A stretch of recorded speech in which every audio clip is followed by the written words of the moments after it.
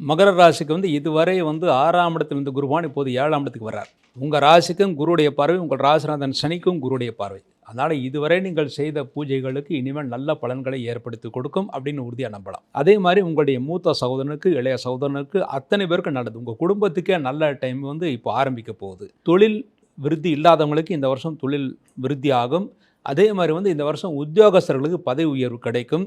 படித்த மாணவர்களுக்கு உடனடியாக வேலைவாய்ப்பு கிடைக்கும். அதுவும் கேம்பஸ் சென்டர்லேயே வேலைவாய்ப்பு கிடைப்பதற்கான வாய்ப்புகள் இருக்குது. வெளிநாடு செல்ல விரும்புபவர்களுக்கு வெளிநாட்டு வேலை கிடைக்கும்.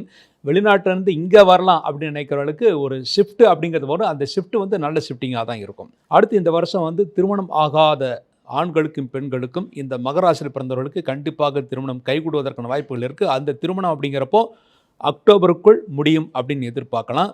இந்த வருஷம் மாணவர்கள் நல்ல மதிப்பெண்களை பெறுவார்கள். சென்ற வருடத்தை விட அதிகமான மதிப்பெண்கள் பெறுவார்கள். நீட் தேர்வு எழுதுபவர்களுக்கு இந்த வருஷம் கண்டிப்பாக பணம் கொடுக்காமையே மெரிட்லேயே சேர்வதற்கான வாய்ப்புகள் இருக்குது.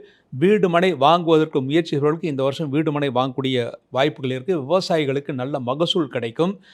போர் போட்டால் நல்ல சுவையான குடிநீர் கிடைக்கும். வயதானவர்கள் தெய்வஸ்தலங்களுக்கு யாத்திரை, வெளிநாட்டு யாத்திரையோ, அதான் நேபாளம் மாதிரி வெளிநாட்டு யாத்திரைக்கோ, இல்லை காசி, ராமேஸ்வரம் போன்ற இடங்களுக்கோ செல்வதற்கு நல்ல வாய்ப்பு இருக்குது. தாராளமாக சென்று விட்டு வரலாம். பெண்களுக்கு நல்ல ஏற்றத்தை ஏற்படுத்தி கொடுக்கும். அதாவது இந்த ராசியில் பிறந்தவர்கள் பெண்களாக இருந்தால் உங்கள் கணவன்மார்களுக்கும், ஆண்களாக இருந்தால் உங்கள் மனைவிக்கும் நல்ல ஏற்றத்தை ஏற்படுத்தி கொடுக்கும். குழந்தைகளுக்கும் நல்ல யோகத்தை ஏற்படுத்தி கொடுக்கும். இந்த வருஷம் ஒரு சிறப்பான வருடமாக இருக்கு. இந்த வருடம் மேலும் அதிக நன்மை பெறுவதற்காக சனிக்கிழமை தோறும் ஆஞ்சநேயர் வழிபாடு செய்வது மிக மிக உத்தமமானது.